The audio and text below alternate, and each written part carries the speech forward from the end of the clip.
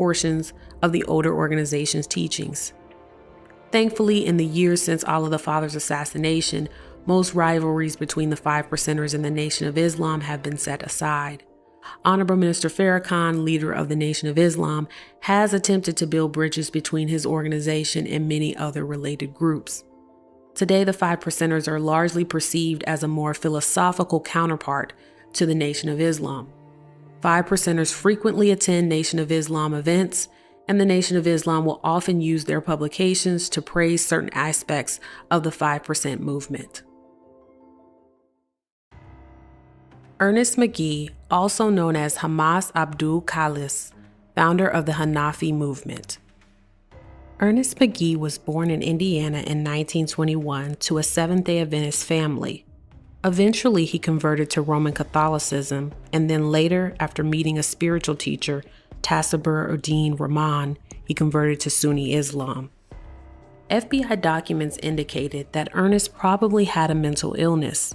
He enlisted in the Army Reserve in 1942 and went active duty in 1943, but was medically discharged in 1944 with 70% disability. Army records indicate Ernest was diagnosed with psychosis dementia praecox paranoid type, which is now known as schizophrenia. From 1944 to 1968, Ernest visited Veterans Affairs doctors who documented his schizophrenic episodes. Even so, his disability percentage was steadily reduced until it was upheld at 30%. McGee joined the Nation of Islam in 1951, and his name was changed to Ernest 2X. He would later claim that his teacher had told him to infiltrate the Nation of Islam in order to convert its members to Sunni Islam. Ernest 2X entered the Nation of Islam at a time when Honorable Elijah Muhammad was working to rebuild its ranks after his release from jail for evading the World War II draft. Ernest 2X later claimed that he was closer to the Honorable Elijah Muhammad than Malcolm X, who was released from prison in 1953. He was made national secretary and invited to teach at the organization's school called the University of Islam. Ernest also later claimed that Honorable Elijah Muhammad told him personally that he was next in line to lead the Nation of Islam and not Malcolm X. Despite his alleged success in the organization, Ernest left the Nation of Islam and changed his name to Hamas Abdul Khalis. According to FBI documents, Ernest told agents that he left due to the, quote, arrogance and deceitfulness, end quote, of the Nation of Islam and the Gestapo tactics of the NOI temple officers at the Chicago Mosque. Throughout the 60s, Khalis lived in New York and worked for nonprofit organizations where he helped struggling youth find employment. He also established religious centers where he introduced people to Hanafism, one of the 4 traditional Sunni schools of Islamic law. Khalis's most famous convert was a basketball player named Lou Alcindor. Alcindor joined the movement in 1971 and changed his name to Kareem Abdul-Jabbar. Jabbar was so committed to his new religion that he bought Khalis a home in his neighborhood in Washington, D.C. In 1972, Khalis moved into the home. He made one part of it a living space for his family, while another portion of the residence was called the Hanafi Muslim Center and was open to the public. The success of Khalis's movement would derail quickly in December of 1972, when he sent 50 letters to Nation of Islam ministers around the country denouncing Honorable Elijah Muhammad. It's not clear who or what prompted him to send the letters. FBI records suggest that around this time, Khalis suddenly became obsessed with fighting against non-Orthodox forms of Islam. In his letter, Khalis called the Honorable Elijah Muhammad a, quote, living deceiver, end quote, and urged ministers to leave the organization. On January 18, 1973, Khalis returned home from the grocery store to find 7 members of his family murdered, including his children and grandchildren. 4 of the children had been drowned in the bathtub. 7 murderers were detained, and all of them were identified as members of the Philadelphia Black Mafia. The Philadelphia Black Mafia, also known as the Black Muslim Mafia, was founded by Samuel Christian, also known as Suleiman Bey, who was a member of the Nation of Islam's Philadelphia Temple. Bey centralized control of the criminal activities in Black Philadelphia and aligned with the Italian Philadelphia crime family and the Italian Gambino crime family from New York to sell drugs and coordinate other illegal schemes. Many members of the Black Muslim Mafia were also members of the Nation of Islam, and profits from the Mafia were funneled through the local temple. Even the Nation of Islam's leadership in Chicago criticized the Philadelphia Mosque for drawing too much attention to itself and conducting itself as a, quote, gangster mosque, end quote. The Black Muslim Mafia has been connected to over 40 murders. I will need to do a separate episode on this organization to fully explore its violent legacy. 5 of the murderers in the Hanafi killings were convicted, but 2 defendants were acquitted. No conspiracy charges against the Nation of Islam were filed. Callis was enraged that the killer's connection to the larger organization was never investigated. On March 9, 1977, Callis led a group of Hanafi Muslims as they stormed 3 buildings: the Wilson Building, the B'nai B'rith International Center, and the Islamic Center of Washington, and took hostages. During the takeover of the Wilson Building, news reporter Maurice Williams was shot and killed. D.C. Protective Service Division police officer Matt Cantrell and then Councilman Marion Barry were injured. During the attacks, Callis raged against the judge who presided over the trials of his family's murderers, claiming that he was part of a Jewish conspiracy to subvert justice. Callis made several demands. First, he wanted the release of the film entitled Muhammad Messenger of God to be canceled. He mistakenly believed that the film would depict the Islamic prophet Muhammad, which is strictly forbidden in Islam. In reality, the film only depicted Muhammad's relatives, which is permitted within the religion. Secondly, he demanded that his family's murderers and the convicted murderers of Malcolm X be delivered to him. Of course, he had no idea that years later, 2 of the men convicted of Malcolm X's assassination would be acquitted. He also requested meetings with Imam Worth Muhammad and Muhammad Ali. Finally, he requested a refund of a $750 fine that he incurred during the trial of his family's killers when he made an emotional outburst during the proceedings. The movie release was canceled and the $750 was returned. However, Imam Worth Muhammad and Muhammad Ali did not meet with Callis, and the murderers of his family and Malcolm X were not delivered. 3 ambassadors from Iran, Pakistan, and Egypt volunteered their services in negotiating an end to the standoff. They spoke with Callis over the phone and read passages of the Quran with him while asking him to end the siege. Finally, on March 11th, Callis ended the takeover. He and his accomplices were charged and convicted for their crimes. Callis was sentenced to 21 to 120 years in prison. He died in prison in 2003. Marion Barry would later become mayor of Washington, D.C., and the 5th floor press room in the Wilson Building was named after Maurice Williams in 2007. Honorable Salis Muhammad, founder of the Lost Foundation of Islam. On August 21, 1977, a member of the Nation of Islam tried to arrange a personal meeting with Imam Worth Muhammad. The Imam had taken over the Nation of Islam after the death of his father, Honorable Elijah Muhammad, and since then had made dramatic changes. He declared that Master W.D. Farad was not God in person, the Honorable Elijah Muhammad was not a prophet, and the organization would begin emphasizing teachings from the Quran instead of from the Bible. All of these changes were at direct odds with what had been taught in the Nation of Islam for almost 50 years.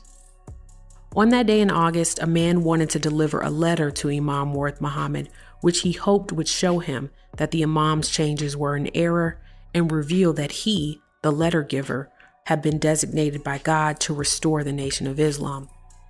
The man who requested the meeting wasn't Honorable Minister Farrakhan. Instead, it was a man named Honorable Salis Muhammad. Months before Honorable Minister Farrakhan departed the Nation of Islam, Honorable Salis Muhammad, along with a few supporters, went to Atlanta to organize the Lost Found Nation of Islam, or LFNOI. Honorable Salis Muhammad feared that he would be killed for standing against the teachings of Imam Worth Muhammad. Today, he is revered by his followers for being so committed to the teachings of Master W.D. Farad and the Honorable Elijah Muhammad that he was willing to risk his life to stand up for them. The theologies of the LFNOI and the NOI have diverged. The LFNOI teaches that the end of the world has already come. They have a version of the Trinity wherein Master Farad is the Father, Honorable Elijah Muhammad is the antitype to Mary, Mother of Jesus, and these two figures are taught to have figuratively given birth to the Honorable Silas Muhammad. In reference to this teaching, the group celebrates October 7th, Honorable Elijah Muhammad's birthday, as Mother's Day. The Nation of Islam believes that Black people collectively have divine properties, but that these properties cannot be fully expressed. The Honorable Silas Muhammad, however, taught that all Black believers are gods today, but that he is the highest expression of God. The LFNOI and the NOI have oscillated between violent confrontation and tenuous peace over the decades. In the early 90s, there were discussions of possible unification.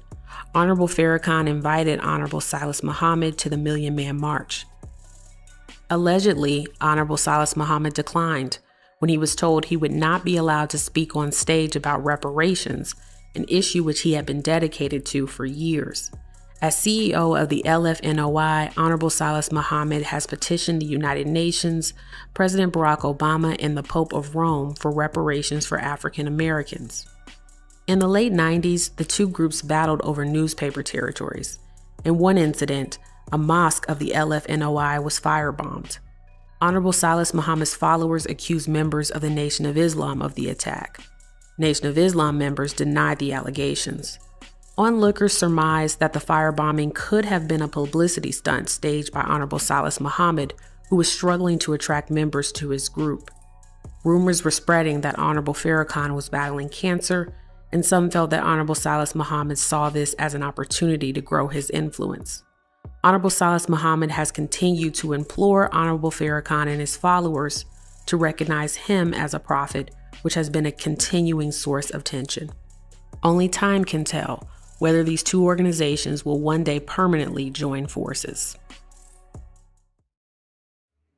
Royale Jenkins, founder of the United Nation of Islam.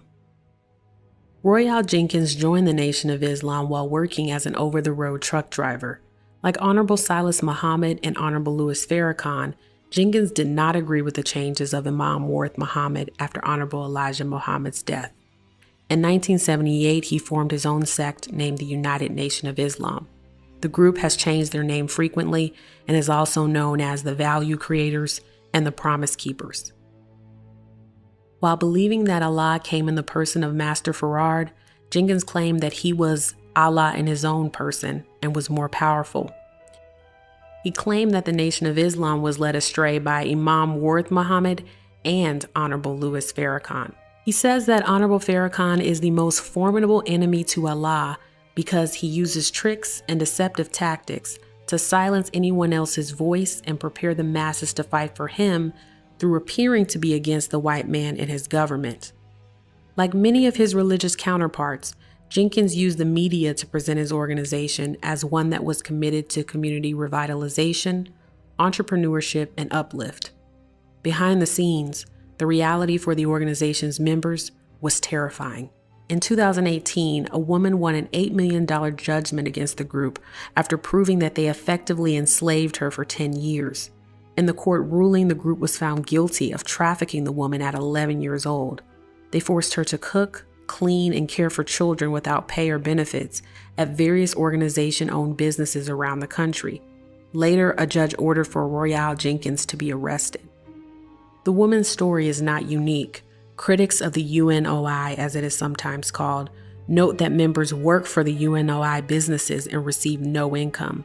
They frequently must apply for welfare from the government and are only given the minimal necessities for survival. Meanwhile, leaders of the UNOI live lavishly from the group's proceeds. Members receive no health insurance and are not permitted to receive medical care outside of Your Colonic Center, a UNOI-owned organization which does not employ any licensed physicians. Children were subjected to so-called Fruit of Islam beatdowns. Female members were required to maintain a certain weight or face humiliation and harassment. Members were limited to a diet of bean soup and salads. Sometimes they were forced to go for days, subsisting only on lemon juice. Even more disturbing than the allegations of financial improprieties and labor law violations are the reports that Jenkins has taken several wives from among his followers, including a teenage stepdaughter. From these unions, he has fathered at least 15 children. Jenkins claims that he is justified in practicing polygamy, comparing himself to Solomon and claiming that, quote, in the near future, a man will be known for his wisdom according to the number of wives that he has, end quote. In 2021, leaders of the group were indicted on new charges of forcing minors to work without pay and abusing them. Royale Jenkins was not indicted, and it was reported that that same year he had died of COVID-19. Hulon Mitchell Jr., also known as Yahweh ben Yahweh, founder of the Nation of Yahweh.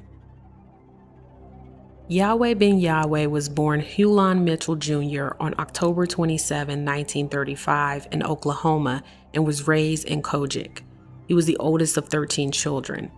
In the 60s, he served in the military and went to law school before joining the Nation of Islam and changing his name to Hulon X.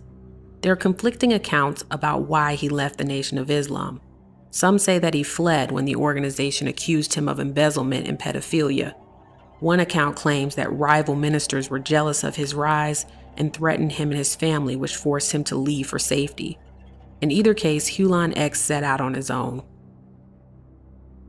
He started an independent church called the Modern Christian Church, in which he taught he was God and called himself Father Mitchell, seemingly inspired by the teachings of Father Divine from the 1920s.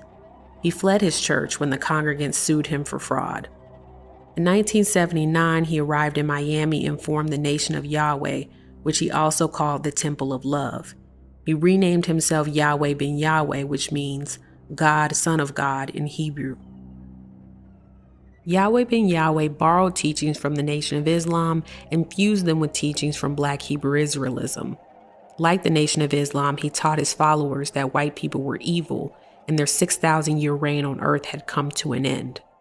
While the Nation of Islam taught that Master Farad was the Messiah of the lost foundation of Islam, Yahweh ben Yahweh claimed to be the Messiah of the lost foundation of Israel. Accordingly, Hebrew was used in the organization instead of Arabic. Likewise, instead of teaching that members were part of the tribe of Shabazz, Ben Yahweh claimed his followers were a part of the tribe of Judah. But like the Nation of Islam, Yahweh ben Yahweh was anti-Semitic and taught that Jewish people were imposters. He claimed that Black people were the real Jews. Unlike the Black Hebrew Israelites, however, Ben Yahweh emphasized the New Testament of the Bible, which he said was proof that he was Jesus, the Messiah. Yahweh ben Yahweh gathered followers and slowly built a multi-million-dollar Miami real estate portfolio, which included motels, a recording studio, a grocery store, and apartments. On the surface, it appeared as if Ben Yahweh had succeeded in revitalizing predominantly Black areas and removing the blight of drug addiction and poverty from the properties he owned. But behind the scenes, there were reports of extortion, abuse, and murder. Followers were required to collect $10 daily. Those who failed were forced to kneel on concrete for over 4 hours as members with sticks stood by to ensure that backs were kept straight. Ben Yahweh also convened so-called midwife classes, where female members were forced to engage in sexual acts with each other and him. Robert Rogier was born in Anchorage, Alaska, to a military family in 1955. He was a gifted athlete and eventually gained a football scholarship to the University of California, Berkeley. Allegations of drug use and misconduct soured Rogier's chances of a prosperous professional career. Eventually, he signed on to play for a professional football team in Canada. By 1982, he had amassed dozens of fraud warrants for writing bad checks. After a brief prison stint for fraud, he met Yahweh ben Yahweh, donated all of his possessions to the group, and changed his name to Neariah Israel. Wanting to join Ben Yahweh's inner circle, Israel said he was asked to kill, quote, random white devils, end quote, as an initiation ritual. In April 1986, Israel decided to target white people that he perceived as weak. He went to a well-known gay neighborhood and followed a drunk white man to his home. He stabbed the man and his partner to death. This murder was the first of many for Israel and other members. When they killed their victims, they cut off their ears so they could bring them back to Ben Yahweh as trophies. In October of 1986, the Nation of Yahweh purchased a 5-story apartment building in Opa-locka, Florida, and attempted to evict all of its current residents. When 2 residents, 28-year-old Anthony Brown and 37-year-old Rudolph Brossard, resisted, they were shot dead. Nehariah Israel was charged with one of the murders. At first, the Nation of Yahweh supported Nehariah Israel's defense by paying for his lawyer and waging a public relations campaign proclaiming his innocence. After Israel attempted to exert pressure in order to get a new lawyer, the organization swiftly withdrew their support. Israel subsequently confessed to his crimes and implicated other members in the organization, including Ben Yahweh. Nehariah Israel was sentenced to 22 years in prison outside Florida under a new identity. Yahweh Ben Yahweh and other members were convicted of conspiracy to commit more than a dozen murders. After serving 11 years in prison, Ben Yahweh was released on parole in 2001, but restricted from communicating with his congregants by internet, telephone, computer, radio, or television. On May 7, 2007, Yahweh Ben Yahweh died at an unknown location from prostate cancer. Aaron Michaels and Khalid Muhammad, founder and developer of the New Black Panther Party. The story of the creation of the New Black Panther Party is a bit convoluted, but we will try to keep it short. The Black Panther Party for Self-Defense was founded in 1966 by Huey P. Newton and Bobby Seale in Oakland, California. Unlike the Nation of Islam, the party didn't view all whites as evil or racist and actively sought to forge alliances across racial lines. They also didn't believe in do for self. While they launched numerous programs, including their iconic Free Breakfast for Children program, they ultimately believed that the abolition of capitalism was a necessary first step to achieving freedom for Black people and other oppressed groups. In short, the Nation of Islam was a conservative capitalist organization, while the original Black Panther Party was a leftist Marxist organization. The two organizations did have one thing in common, though. Both were targeted by the FBI. In response to the growing influence of the Black Panther Party, FBI Director J. Edgar Hoover pledged to use every resource of his agency to crush the organization. He launched a counterintelligence program called COINTELPRO, which used agent provocateurs, sabotage, misinformation, and lethal force. By the 1970s, COINTELPRO had been successful in diminishing the Black Panther Party and fracturing its leadership. Fast forward to the 90s, violence was skyrocketing in Black communities, unemployment was rising, and investment in Black communities had declined. Many called for a resurgence of the Black Panther Party as a way to inspire the youth to organize and protest for better conditions. A 28-year-old assistant program manager at a Dallas radio station was interested in joining the Renaissance. Michaels worked on a radio station program called Talk Back Liberation Radio, where he inserted clips of speeches from Black activists of the past within recorded interviews of Black activists from the present. He was inspired by the interviews of figures like Milwaukee Councilman Michael McGee, who was using controversial militant tactics to secure funding for his constituents. Michaels assembled his own group of political fighters and called it the New Black Panther Party, or NBPP. The NBPP organized community programs and conducted armed patrols in drug-infested neighborhoods. Their focus was more on service programs than direct protest action. By 1996, many other similar groups had sprung up around the country. That same year, a scandal rocked Dallas. In September 1996, recordings of a white school board member named Dan Peavy were delivered to Black members of the board. In the recordings, Peavy refers to several board members and school children as the N-word. He also called a fellow board member a F-word. Peavy had already been embroiled in legal troubles. In May of 1996, he was indicted on 42 counts of bribery, extortion, money laundering, and tax fraud. A racial storm erupted. The NBPP, as well as other local activists, showed their outrage by protesting and shutting down school board meetings. At one meeting, a fight broke out between NBPP members and security guards. During the turmoil, a new figure, Khalid Muhammad, joined the leadership ranks of the NBPP and helped them present their demands to the community at meetings and press conferences. Khalid Muhammad had joined the resurrected Nation of Islam under Honorable Louis Farrakhan in the 1980s. In a story eerily similar to that of Honorable Elijah Muhammad and Malcolm X, Khalid became a popular speaker and trusted leader as he helped Honorable Farrakhan spread the Nation of Islam's teachings to a new generation. In the early 90s, Honorable Farrakhan began a rebrand of the Nation of Islam. He downplayed some of the organization's racial teachings, built bridges with liberal civil rights organizations like the NAACP, and began gathering support for an event called the Million Man March. Honorable Farrakhan envisioned the Million Man March as a moment of spiritual renewal, which would encourage Black men to reaffirm their commitment to community and family. In November of 1993, Khalid Muhammad gave a speech at King College in New Jersey that would tarnish Honorable Farrakhan's new image. The speech was entitled The Secret Relationship Between Blacks and Jews, based on a book with the same name that was published by the Nation of Islam. In the speech, Khalid Muhammad made several anti-Semitic proclamations. Just like Malcolm X with his infamous "chickens come home to roost" statement, Khalid Muhammad hadn't said anything that went against the Nation of Islam's teachings. The problem, of course, was the speech's timing and the news coverage it received.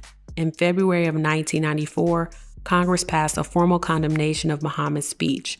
Black civil rights groups also spoke out and encouraged Honorable Farrakhan to distance himself from Muhammad. Honorable Farrakhan responded by suspending him. He was careful to state that his decision to suspend Muhammad was based on the form of the speech and not the truth of the speech's contents. In other statements, he called the speech, quote, "vile in manner, repugnant, malicious, mean-spirited," end quote. Rumors were circulating that leaders in the Nation of Islam had grown concerned over Khalid Muhammad's rise and were using the fallout from his speech to marginalize him. Taken aback by the response from his teacher, Khalid Muhammad laid low, hoping that he could one day reassume his leadership position in the Nation of Islam. In May 1994, a former Nation of Islam member named James X. Bess tried to kill Khalid Muhammad while he was speaking at a college. When the Nation of Islam's response to the shooting was ambivalent, Khalid Muhammad feared that the organization had been behind the assassination attempt. He began networking with other pro-Black groups around the country, including Black Panther groups, and hiring them as personal security guards instead of Nation of Islam members. In 1995, Khalid Muhammad arrived at the Million Man March, hoping that his time of exile was over, but he was barred from coming onto the stage. At that point, he realized he would never again be welcome in the Nation of Islam. Khalid turned his sights on the new connections he had made to Black Panther groups. He traveled to Dallas frequently and began advising Aaron Michaels about strategies for promoting the MBPP. After the Dan Peavy scandal, other racially incendiary events allowed Muhammad to demonstrate his publicity and organizing savvy. The MBPP elevated him to the position of chairman, where he was supposed to have equal authority to Aaron Michaels, who was now Minister of Defense. As chairman, Muhammad pushed the MBPP to sever ties with other Black Panther groups who were more committed to Michaels' earlier focus on community service. At first, Michaels and other leaders supported Muhammad's idea to move in a new direction. Since Muhammad had become chairman, numerous members had left the Nation of Islam and joined the MBPP. These new members were all over the country and not just in Dallas, which transformed the MBPP into a national organization. Aaron Michaels believed that he and older members could balance out Khalid's views and shift new members to some of the positions of the earlier Black Panther Party. They were wrong. Khalid Muhammad continued to flex his power by changing the MBPP teachings. He added language to the organization's platform, which affirmed the, quote, truths of the Bible, Quran, and other sacred texts and writings, end quote. He also began using the White Devil's theological framework, which he had learned from the Nation of Islam, to attract new members. Though Aaron Michaels tried to maintain his authority, it was too late. By the year 2000, outnumbered by Khalid and his supporters, and in the midst of a personal family crisis, Michaels resigned his position in the MBPP. Khalid Muhammad's leadership would not last long after Aaron Michaels' departure. On February 17, 2001, he died of a brain aneurysm. In subsequent years, Honorable Farrakhan has mended fences with the NBPP and its offshoots. Khalid Muhammad is an honorable mention on our list because he didn't create the new Black Panther Party, but he certainly transformed the organization significantly. Muhammad's successor, Malik Zulu Shabazz, accurately summarized Khalid Muhammad's impact by stating, "The Nation of Islam has given birth to the new Black Panther Party on the national level." Under the Honorable Elijah Muhammad, the Nation of Islam developed an interesting hierarchy where enterprising, well-spoken Black men were rewarded with leadership when they brought prophets and new members into the organization. The situation at the Philadelphia Mosque is an example of this model taken to the extreme. Some members went beyond high-pressure sales techniques and white-collar offenses into full-blown organized crime. However, even at less extreme mosques, it was well known that rewards came for those who could work their way up to leadership positions. Punishments, assaults, and assassinations like those of Clarence 13X served as a warning to those who thought they might set out on their own. Imam Worth Muhammad put a stop to all of this when he moved the organization to Orthodox Islam. There would be no more businesses for members to run, no more newspapers and bean pie sales, no more Fruit of Islam to keep the faithful in line, no more Nation of Islam, just Islam. For many, this was not enough. When you learn about how the Nation of Islam really works, it's easy to condemn it. But is our nation any different? Who has the most wealth? Who performs the most work? How much of the so-called American dream is really mythology to hide these facts? The Nation of Islam and the religious groups it inspired simply give us a better view of a reality we live every day.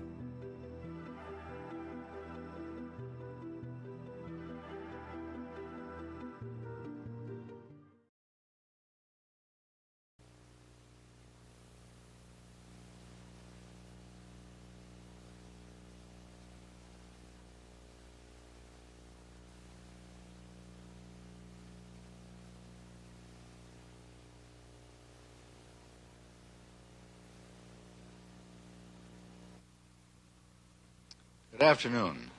No matter what your point of view may be, there is significant in the growth in Chicago and across the United States, if not around the world, of a movement known as the Black Muslims, a movement which is popularly believed to preach a doctrine of hatred for the white race and the ultimate supremacy of the Negro race. The headquarters of the Muslim movement is here in Chicago in the 5300 block of South Greenwood, and its leader now is known as Elijah Muhammad. He's in residence here. The most active person in the spreading of the Black Muslim movement is Elijah Muhammad's second-in-command, who calls himself Malcolm X. And Malcolm X is our guest today on City Desk. Across the desk, our panelists this week are NBC newsmen Charles McCune, Floyd Calver, and Len O'Connor. And Mr. X, may I begin by asking you, if you will please, outline for us the platform and policies of the Muslim organization. Well, the platform that the Honorable Elijah Muhammad, our religious leader, stands upon is the platform of complete freedom, justice, and equality for the 20 million black people, or so-called Negroes here in America. And he teaches us that because of the seriousness of the condition that our people now find themselves in, that it's absolutely impossible to solve our problems with means other than religion.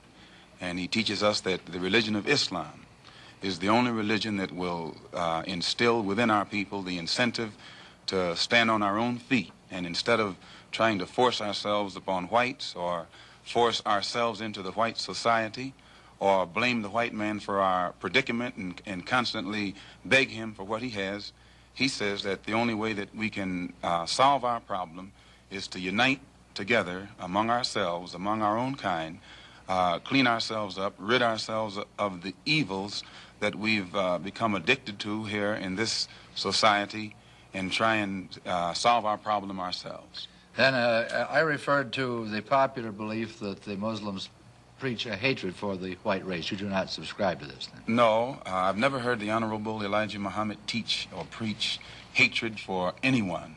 He preaches hatred against evil, against drunkenness, against dope addiction, against poverty, and against having to beg for the things that a man is supposed to have.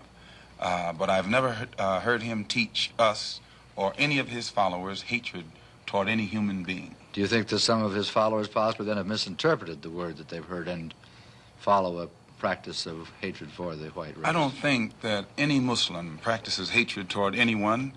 We have businesses around the country that are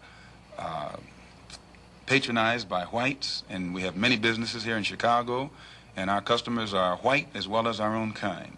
And a white person can go into any of these places of business, and he'll have to admit that he is treated with more respect, and he finds more dignity there than he will find among the so-called Negroes who profess to be teaching love for everyone. Twice you've referred to the Negroes, the so-called Negroes. You find some fault with this description, Yes. I gather. Mr. Muhammad teaches us that Negro is a term that was applied to us during slavery by the slave master. And right today, it's a term that is used only to point out the descendant of slaves. It's never used for black people, period. Africans can come to this country. They aren't called Negroes. And if they are called Negroes, they resent it. So if Negro meant black, as we've been taught, it would be a term that would be applicable to or pliable to everyone. But he says that it is something that means a slave, or something it means something that has been left out of society, politically, economically, educationally, and otherwise. You don't think of it as an anthropological term? Definitely. It's not an anthropological term, it's a slave term. And it was a term that was invented in America and was used by the slave makers, slave traders, and slave masters, and attached to the property or the chattel or merchandise that our people represented in that particular day. Mr. O'Connor. What is your real name? Malcolm X. Is that your legal name? As far as I'm concerned, it's my legal name. Have you been to court to establish that you are? I didn't have to go to court to be called Murphy or Jones or Smith. Excuse me for answering you this way. That's if all right. a Chinese person were to say his name was Patrick Murphy, you would look at him like he's insane, because Murphy is an Irish name, a European name, or the name that has a Caucasian or white background. And a yellow person, Chinese is a yellow man, and he has nothing to do or no connection whatsoever with the name Murphy. And if it doesn't look proper for a person who is yellow or Chinese to be walking around named Murphy or Jones or Johnson or Bunch or Powell, I think it would be just as improper for a black person or the so-called Negro in this country, as we're taught by the Honorable Elijah Muhammad, to walk around with these names.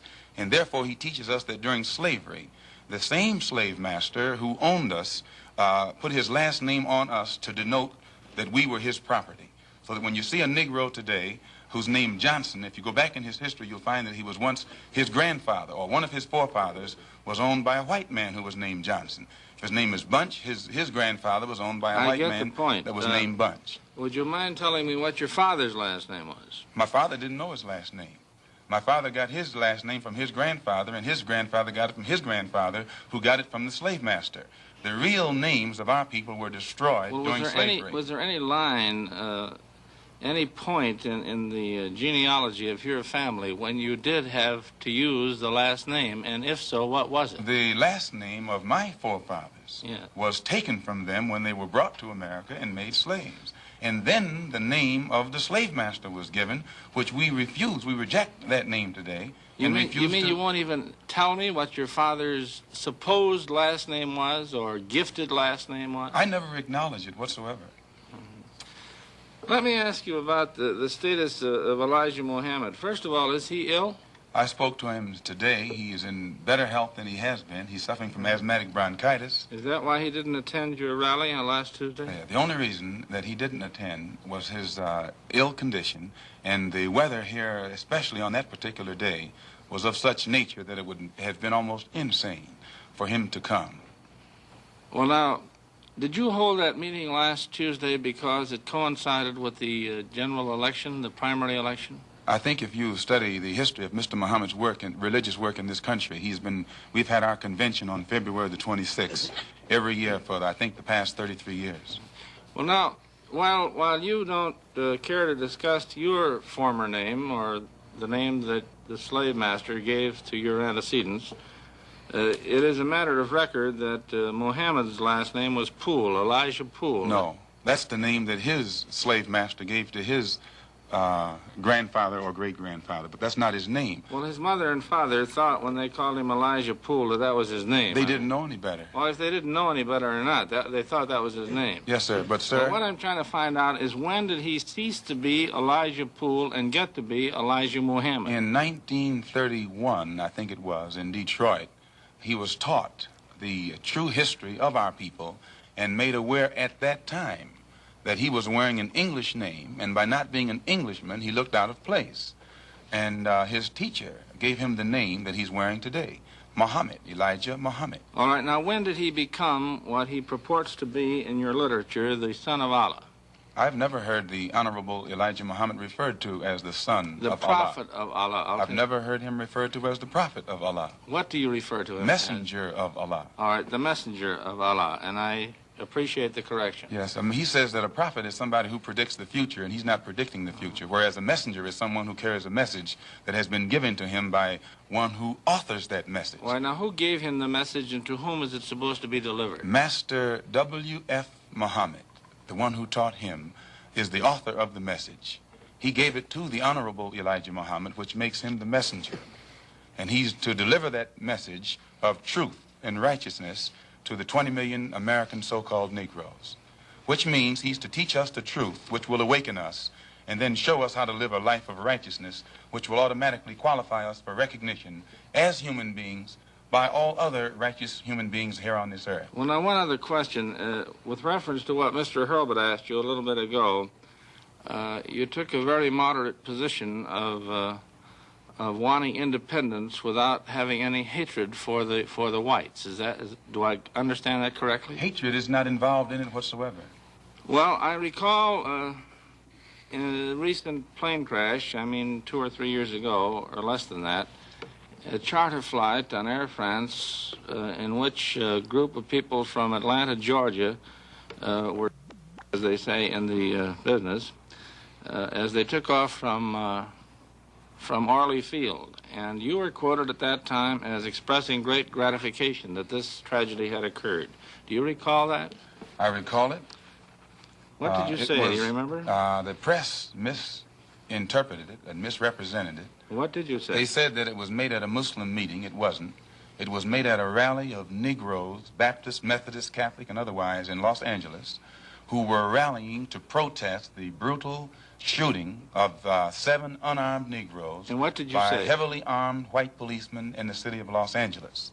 And because we are a people who have been taught by the Honorable Elijah Muhammad to never carry weapons of any kind, but to get on God's side and rely on God to fight our battles for us, at the time that these brothers were shot down so brutally, I pointed out at the funeral of the brother who died that God would step in and take a hand in giving us some form of justice for the brutal killing of our brother.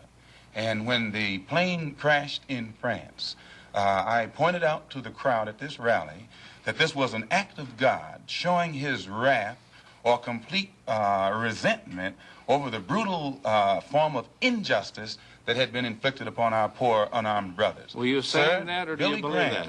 At that time, Dr. Billy Graham was in a crusade in Chicago, and the press, your papers here in this city, quoted Billy Graham of also saying that plane crash was an act of God.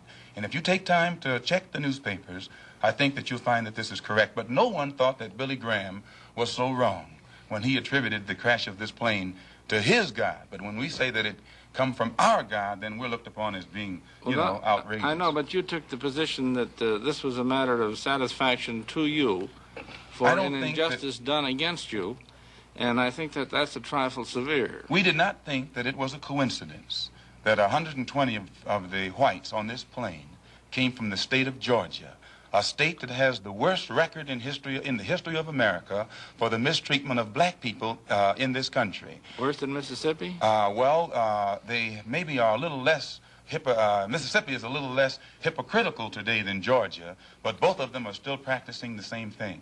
Now the whites in Georgia bite Negroes with a smile, whereas they used to bite them with a growl. But they're still being bitten, and we don't think that it is any worse to be bitten with a smile than it is to be bitten with a growl. Mr. Calvert. While we're on the subject of Mississippi, what is your organization's position of what happened in Mississippi in the past 6 months? Such as what? such as the James Meredith incident and the enrollment of him in the university? Well, the Honorable Elijah Muhammad wants justice for every one of the 20 million so-called Negroes, and to just take one Negro and stick him in college with the aid of 15,000 troops and at a cost of $6,000 is a disgrace. It's a waste of taxpayers' money. It's a farce. It's hypocrisy. Because if it's right for one Negro to be forced into that university, then every Negro in the state of Mississippi who is qualified has the same right to go to that university. And if the government is not ready and willing to enforce the right of every Negro in the state of Mississippi, then, in my opinion, sir, it's only hypocrisy to pretend that they are for justice by pushing one Negro in and blowing it up all over the world to make it look like they're solving the problem when millions of black people in that state are still going to segregated schools and getting an inferior education. Does your organization encourage members to attempt to enter schools that have been known as all white in the past? The Honorable Elijah Muhammad doesn't discourage us from attending white schools, but he does say that it is better for us to go to our own schools, and after we have a thorough knowledge of ourselves, of our own kind, and racial dignity has been instilled within us, then we can go to anyone's school and we'll still retain our race pride, our racial dignity, and we will be able to avoid the subservient inferiority complex that most Negroes have or that is instilled within most Negroes who receive this sort of integrated education. Well, you have a private school operating here in Chicago, at least, and possibly elsewhere, and it's been a subject of controversy lately.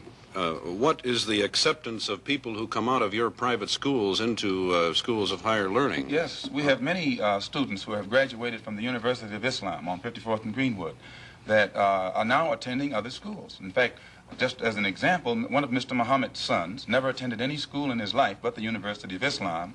He later attended DePaul University. He also attended the University of Chicago, and at present he's attending Al-Azhar University in Cairo, one of the oldest Muslim schools in the world.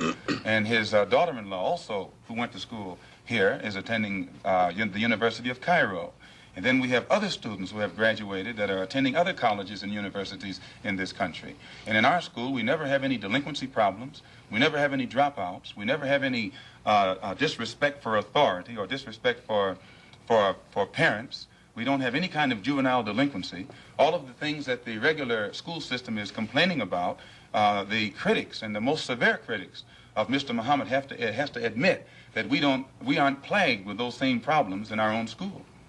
I have listened to your leader, at least on one occasion in convention here. It was 2 years ago, and at that time he advocated the separate state proposition of giving the what you call the so-called American Negro a separate state in which to live, to make their own way. Would you explain that philosophy, please? And have you had any support for it from anybody in official ranks? Your first question first. To my understanding, what Mr. Muhammad has said is that he wants freedom, justice, and equality for the black people here in America, which you agree they don't have. If they did, you wouldn't have a race problem. And he says, if America cannot bring about freedom, justice, and equality for our people in this country, then America should allow us to leave. If we can't get along together, we should be allowed to depart and go someplace where we can set up housekeeping for ourselves. Then he says, if America doesn't want us to go back home among our own people, and at the same time they want to keep us here, since we can't stay here and get along together in peace, he says what America should do is separate part of the country and give us a section where we can live, and give us everything we need to get our particular section functioning independently, support us for 25 years until we are able to function independently in a society of our own, and in this way the problem will be solved. Mr. McCune. You say there's no juvenile delinquency. What is the discipline that you number one, excuse me, practice? Sir. One of the first things that Mr. Muhammad teaches is you have to set an example if you want others to do right. And he teaches the grown-up Muslims to live a highly disciplined and a highly moral life of high morals. And by the parents displaying the highest of morals in front of the children at all times, automatically this sets a pattern or an example for the children. And in our schools, our children, the emphasis is placed upon the recognition of authority. and by the children recognizing authority and respecting authority, it's easy for anyone who is in authority to teach the child and discipline the child and make the child aware of the importance of living a life in accord with the law even after he grows up. How did you happen to join the Muslim movement? I was in prison. I was a very wayward, criminal, backward, illiterate, uneducated, and whatever other negative characteristics you can think of type of person until I heard the teachings of the Honorable Elijah Muhammad. And because of the impact that it had upon me in giving me a desire to reform myself and rehabilitate myself for the first time in my life, and also being able to see the effect that it had upon others, this is what made me accept it. And plus, prior to hearing what he teaches, I had no interest whatsoever in anything serious or any kind of educational pursuits. And I noticed that after being exposed to the religious teachings of the Honorable Elijah Muhammad, immediately it instilled within me such a high degree of racial pride and racial dignity that I wanted to be somebody. And I realized that I couldn't be anybody by begging the white man for what he had, but that I had to get out here and try and do something for myself or make something out of myself. What has been the growth of the Muslim movement? There are conflicting reports as to how many Muslims there are in the United States. Can you tell us? Well, most critics say that the dissatisfied follow Muhammad, that the unemployed and the oppressed follow Muhammad. And I think you'll agree, the sociologists, the economists, and other experts say that the masses of black people are dissatisfied, unemployed, oppressed, and fed up, so that he actually gets his support at the mass level. But now you have other Negroes at the class level who pretend not to go for him, because usually their job has been given to them by the white man. They have positions to which they have been appointed, and they think that the only way that they can protect their job is by pretending in front of the white man that they don't go for Mr. Muhammad either. But you find that he gets how many support Muslims at do all you levels. say there are in numbers? I couldn't say. I've never heard him say, and he's the only one who would know. 500,000? I couldn't say. I think that anyone who does say is not in a position to know, and anyone who knows wouldn't say. What do you think that the Urban League and the NAACP have accomplished for your people? What's your attitude Well, in toward their them? own way, they have been doing their best to bring about freedom, justice, and equality and human dignity for the black people in this country. But today you have such an intense degree of dissatisfaction and impatience existing among our people at the mass level that it is almost impossible to come to them with a program that's going to take another 100 years to solve their problem, and they still be satisfied to wait. So that they have, the Urban League and the NAACP has done a good job within their understanding. But today it takes more immediate solutions. And the solution that the Honorable Elijah Muhammad has is immediate. It's And more you practical. think they're not moving fast enough? Well, they're moving as fast as they can. But that's not fast enough for the masses of black people. If a person is sitting on a warm stove and you get ready to let him up, no matter how slow you are, he has patience because it's only warm. But the masses of black people who are sitting on a hot stove, they're impatient. And no matter how fast you say progress is being made toward letting them up, that progress is not fast enough for them. Well, the NAACP and the Urban League have both been critical of the Muslims. The NAACP and Urban League have been maneuvered into criticizing us against their own will. Usually the divide and conquer tactics have always been used by the oppressor to keep the oppressed oppressed. And the NAACP has been used against the Muslims. Efforts have been made to use us against them, but the Honorable Elijah Muhammad says he'll work with the NAACP, the Urban League, and any other Negro organization that wants to uplift the black man as long as it doesn't conflict with our religious principles. Well, I remember once when Elijah was quoted as having said that the Urban League and the NAACP sold out to the white man. Has he ever made that statement To my knowledge, I don't think that he has said that they sold out to the white man. I've heard him say that. Is that his feeling? The NAACP has been in existence for 54 years. And they elect a new national president every year, and they have never elected a black man to sit in that capacity. Arthur Spingarn has been president of the NAACP for 24 years. And so in this sense, it means that either they're practicing the same discrimination that they accuse the white man of practicing, they're practicing it themselves, or else they're not qualifying other Negroes in that organization for positions of leadership. This is our only criticism. You personally feel that they have sold out to the white man? You personally feel that those organizations have sold out to the white man? I don't think that they would knowingly allow themselves to be used or misused against their own people. So if they are failing to do the job that our people expect of them, probably it's just through lack of understanding. But today their understanding is increasing, and you'll find that they're developing a better ability to work with all different factions for the betterment of our people. Malcolm, how do you yourself feel about the white man?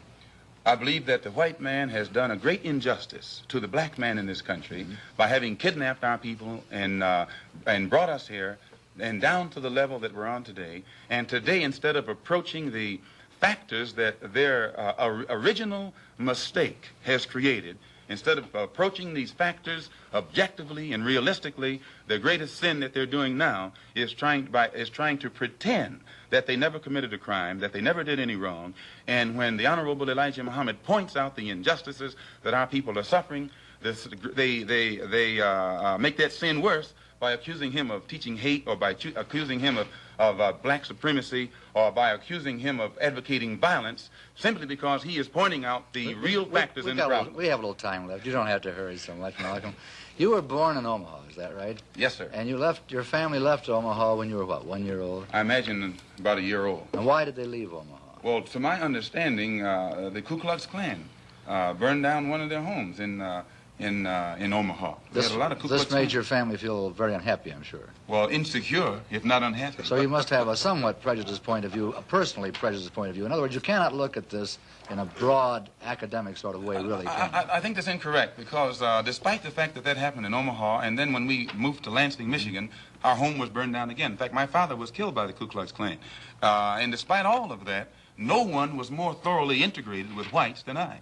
No one has lived more so in the society of whites than I.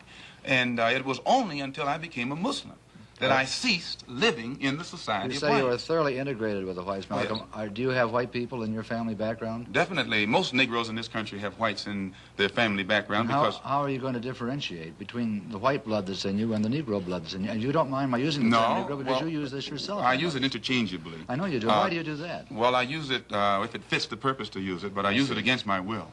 Do you? But I use it against you used it voluntarily in describing the incident in Los Angeles. Still, I use it against my will. I guess the teachings weren't thoroughly inculcated. No, but when I say to you that the cops in Los Angeles shot down 7 unarmed Negroes, every Negro in the audience knows what I'm talking about. But when I say that they shot 7 Muslims, then a lot of the Negroes don't realize that suppose you're you still said 7 talking about colored Negroes. people because you say you use the term colored people. If you said I don't think I shot used the 7 word colored on this program. Yes, you did. You did when we started. Not colored. I think so. Black people. I'm sorry. You did Black. say black. Well, we can use black, and that fits everybody. Okay. But, sir, the black... Now, let me get back to another point that you made. You said that you go back home. Now, what do you mean by back home? I've only heard the Honorable Elijah Muhammad say, back among our own people. From You whence said back home. You don't mind my saying Right, back home. But by that he means... Do you mean back into the roots of Islam, or do you mean back to Africa? Back home. And by Africa. back home, he means back into our original civilization. And if you study history, the Islamic culture existed in West Africa, But your Central family Africa. didn't come from an Islamic background originally, did it? I mean, you came from the proud tribes of Africa, which is I think certainly you'll have a find, pride- sir, that one of background. the Islamic culture I agree, there is. existed a lot of- widely in Africa, Central Africa, I agree, West Africa. I agree. I've met many people in there. Mr. O'Connor. With regard to that tragedy out there in Los Angeles, I myself refer to it when it happened as the tragic police action, so I am not totally biased. Thank you, sir. Coming from Muhammad Speaks, which is the publication of your cult or your religion, Elijah Muhammad, referred to the policemen out there, the white policemen, as devils. He said, "There is no justice here for us black people. There is no future for us nor our children in civilized America." Doesn't that imply that you're going to get out, or that's his wish that you get out? If he referred to those policemen out there as devils, who were heavily armed and knew that the Negroes whom they were shooting down in cold blood were not heavily armed, I don't think that those policemen themselves would deny that they're devils, nor would any Negro who witnessed such a deed deny that they are devils. Well, about the other part of it, there's no justice here for us black people. There is no future for us nor our children in civilized America. And I didn't make that up. He said it in his own And he's correct publication. in what he says, sir. Well, what does it mean? Does it mean you're going to get out, or It what? means the same thing that Attorney General Robert Kennedy means when he says that the #1 domestic problem in America is the race problem, that it is almost impossible to solve it, It's almost impossible to give justice to Negroes. One brief thing further. I read also in Muhammad Speaks the quotation that Elijah Muhammad is the only person on earth who was on personal speaking terms with God. Do you believe that? Definitely. You do? We're Definitely. going to have to leave it at that. And Malcolm, I'm sure he's done a good job in rehabilitating you. It was a pleasure to have you on City Desk. I'm in Chicago for the next 3 weeks at the local mosque at 54th and Greenwood for a special lecture series.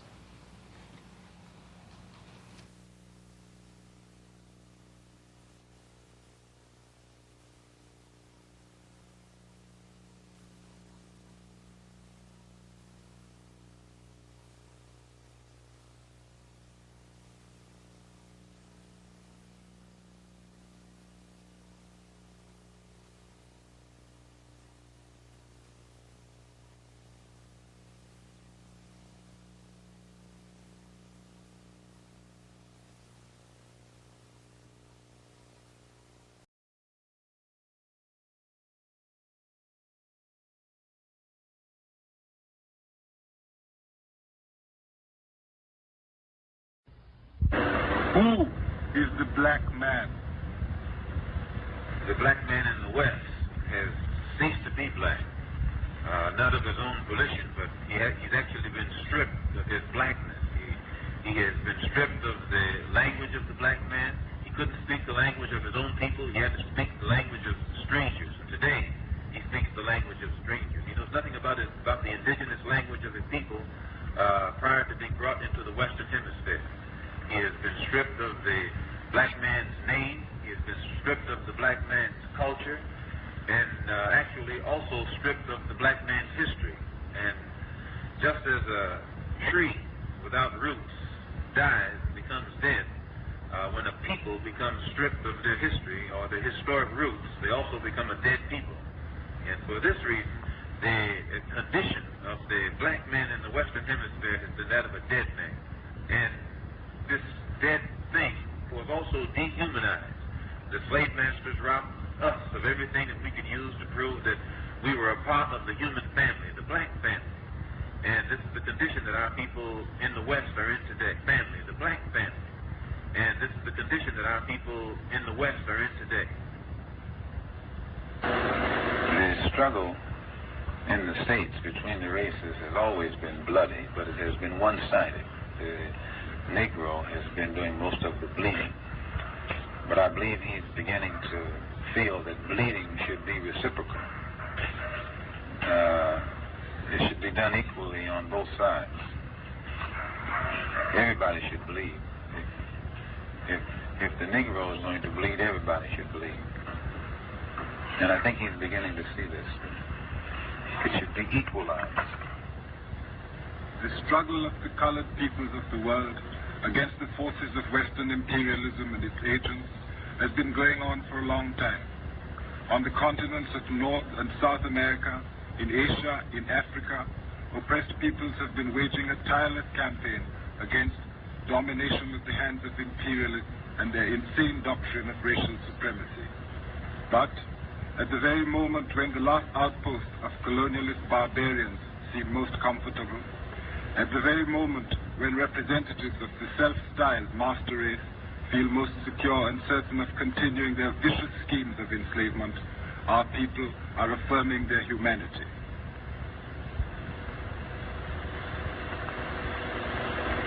We are demanding an end to centuries of exploitation.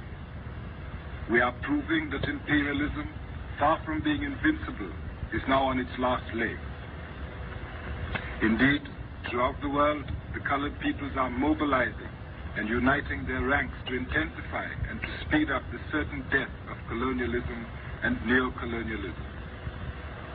We are preparing ourselves for the final showdown. Throughout the world, the colored peoples are mobilizing and uniting their ranks to intensify and to speed up the certain death of colonialism and neo-colonialism. We are preparing ourselves for the final showdown with the well-known enemies of human rights and human dignity. Today, intimidation through fear and the reign of the Ku Klux Klan is facing destruction. And what is the actual situation in the United States?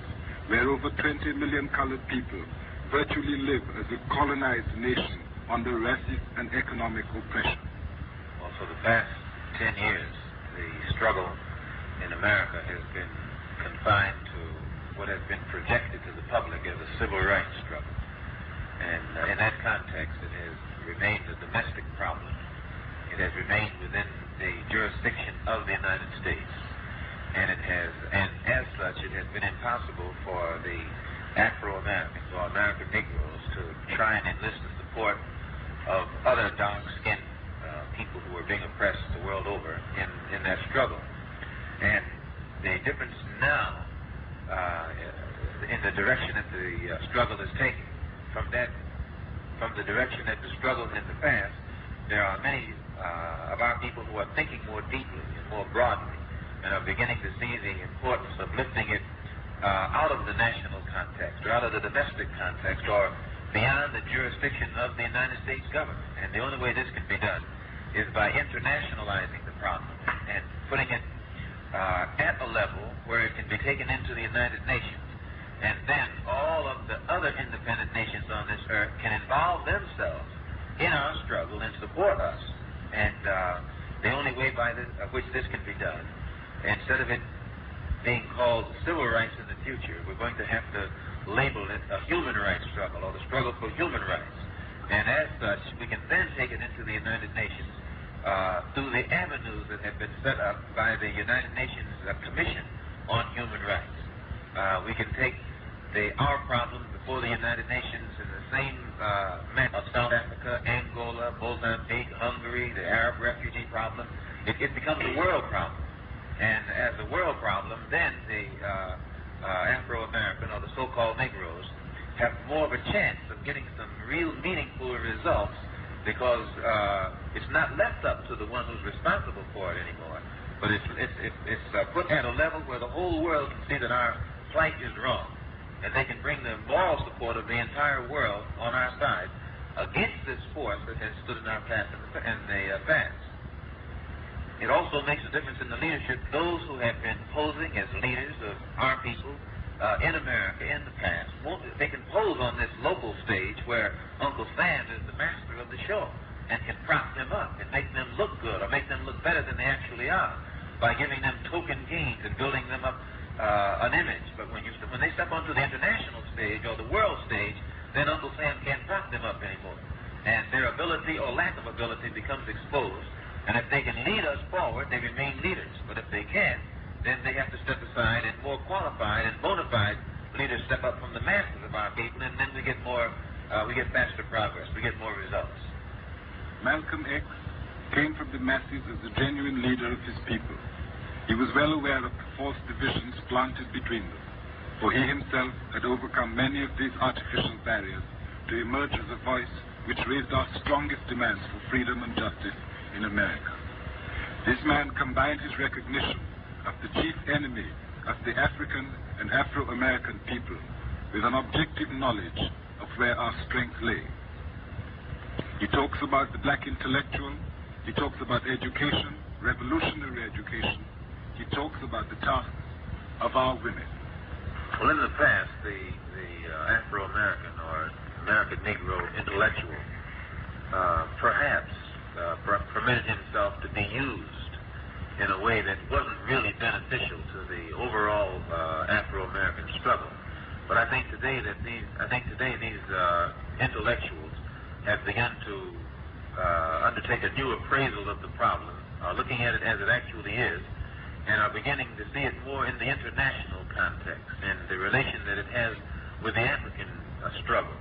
And the African intellectual is beginning to look at the problem in the African context and see that what might be good in one country, in order for it to be used in another country, has to be rearranged. You take African socialism. Many of the African intellectuals that have analyzed the approach of socialism are beginning to see where the African has to use a form of socialism that fits into the African context, whereas the form that is used in a European country might be good for that particular European country. It doesn't fit as well into the African context. So I think the African intellectual is making that contribution, and he's making it well. One thing that I became aware of in my traveling recently through Africa and the Middle East, in every country that you go to, usually the degree of progress can never be separated from the woman. If you're in a country that's progressive, the woman is progressive. If you're in a country that reflects a consciousness toward the importance of education, it's because the woman is aware of the importance of education. But in every backward country, you'll find the women are backward. And in every country where education is not stressed, it's because the women don't have education. So one of the things I became thoroughly convinced of in my recent travels is the importance of giving freedom to the woman, giving her education, and giving her the incentive to get out there and put that same spirit and understanding in the children. And I frankly am proud of the contribution that our women have made in the struggle for freedom. And I'm one person who's for giving them all of the leeway possible, because they've made a greater contribution than many of us men.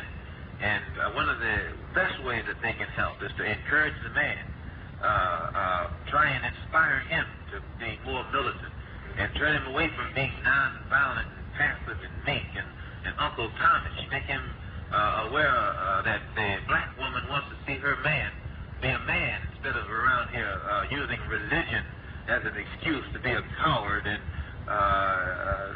some of the things that he's been reflecting here lately. Freedom by any means necessary was the battle slogan of Malcolm X, for he knew that in America the condition of the vast majority of the 22 million black people is very close to the condition of 11 million Africans under the fascist South African regime. He also knew of the resources of the people of African ancestry outside of Africa. Time and time again, he called on our oppressed brothers everywhere to fight against the type of slavery which the United States imposes on all of us.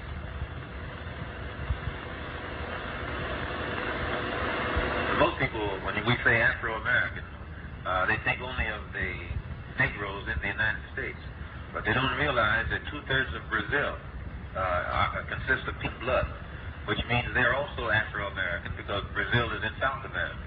And in all of these, many of these countries in South America and Central America, and even in Canada, they are heavily populated with people whose ancestors came from Africa. So when you total up the number of Afro-Americans, real Afro-Americans, in the Western Hemisphere, there are perhaps 100 million.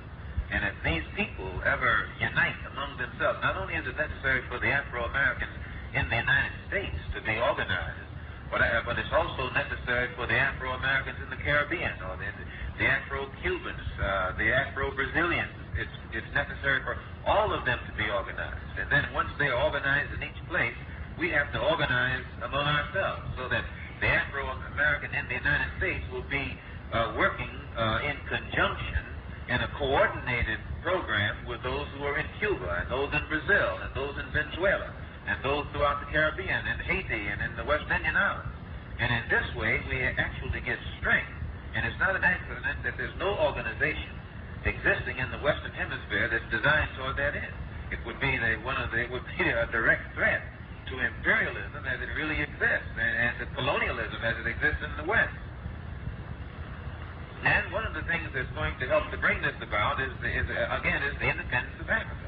One of the only reasons that we in the West have never organized, we have hated our image and our African image. And because Africa has been in the hands of people who have created an image of Africa that's negative and hateful. And it has been hateful to us. We haven't wanted to identify with it. But now that Africa is getting independent and in a position to create its own image, and it's a positive image, those of us in the West look at the African image and see how positive it is. We begin to identify with it. We become proud of Africa, and we become proud of our African blood, our African heritage. And this is what is beginning to make the Africans in the Western Hemisphere today develop more race pride. And as this race pride develops, then it has a tendency to make us want to unite together and work together. And your Western imperialists and colonialists consider this to be a grave threat. More threat than communism or Marxism or socialism or anything else. Africanism is what they consider to be the real threat. Yes, undoubtedly. One of the major elements at the center of Malcolm X's revolutionary strategy is solidarity. the natural solidarity which must be restored between the Afro-American African brother in their common fight against a common enemy. The Organization of Afro-American Unity sees the only hope for the black man in America in a strong Africa, and the necessity of the Afro-American becoming inseparably linked with the overall program that's existing on the African continent. The two problems must be solved together, and the two forces must go forward together. And so the Organization of Afro-American Unity has a program to link the Afro-Americans with the Africans and the Africans with the Afro-Americans. When I say Afro-Americans, I mean those throughout the entire Western Hemisphere. This is our only hope. Our hope is in a strong Africa. And when Africa is strong, our position in America will be one of respect. But if Africa is weak, we will never be in a position of respect in America. They used to have a saying that one doesn't have a Chinaman's chance. But they don't say that anymore. They used that expression back when China was weak. But now since Mao Zedong has been successful in making China a strong country, the Chinese have more chance than anybody else. So this saying has become outdated. Well, just as it took a strong China to give a Chinese person respect, wherever that Chinese person is found on this earth, when we get a strong Africa, the person of African origin or African ancestry will be respected any place on this earth, even in America. But he will not be respected in America until Africa is strong, just as the Chinaman wasn't respected abroad until China became strong. He was a leader who knew that self-reliance is the only security for lasting freedom and independence. This is why he rejected the claims for white participation in the leadership of the Afro-American freedom. This is why he respected the example of the Chinese people in their revolutionary struggle. How did he view the success of China in developing nuclear weapons for her defense? Well, I think it's one of the greatest things that has ever happened, because up until now, he was a leader who knew that self-reliance is the only security for lasting freedom and independence. This is why he rejected the claims for white participation in the leadership of the Afro-American freedom movement. This is why he respected the example of the Chinese people in their revolutionary struggle. How did he view the success of China in developing nuclear weapons for her defense? Well, I think it's one of the greatest things that has ever happened, because up until now, the nuclear devices have been in the hands of Europeans. They've exercised a monopoly over the nuclear weapons, or over the ability to produce nuclear weapons. But now the Chinese have evened it. They've equalized it by being successful, by being a non-white or non-European nation, and at the same time developing successfully the ability to produce nuclear weapons. So as far as I'm concerned, it was a very good thing, and I do hope that they're able to build bigger ones and better ones every day, because the only language that the European powers understand is the language of power. And a dark nation has to be in a position to talk or speak the language that these imperialists understand. And China has developed the ability to be in that position, and as long as she can speak the language that they understand, it's better for the other dark countries. Yes, men like this live always in the shadow of danger. He was born in white America, but his vision reaches far beyond those limits. It goes deep into the future of the black man. Today, for the first time, the black people of the West are beginning to look homeward. They're beginning to look back toward the mother continent of Africa, and they're gaining spiritual strength from these roots. The African continent is on the rise, the motherland is on the rise, and our people all over the Western Hemisphere are looking back at this rising continent and the unity of that continent, and it's giving us strength and hope for the future. And for the first time, looking back at this rising continent and the unity of that continent, and it's giving us strength and hope for the future. And for the first time, not only is the black man on the African continent fighting and seeking and fighting for his place in the sun, but his fight is putting the same spirit in the black people in the West, and we are also seeking and fighting for our place in the sun, and we will not rest until that place has been secured.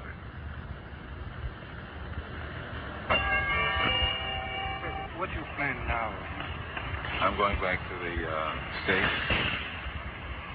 see how my family is doing. You know, got a family here, and we'll see what develops.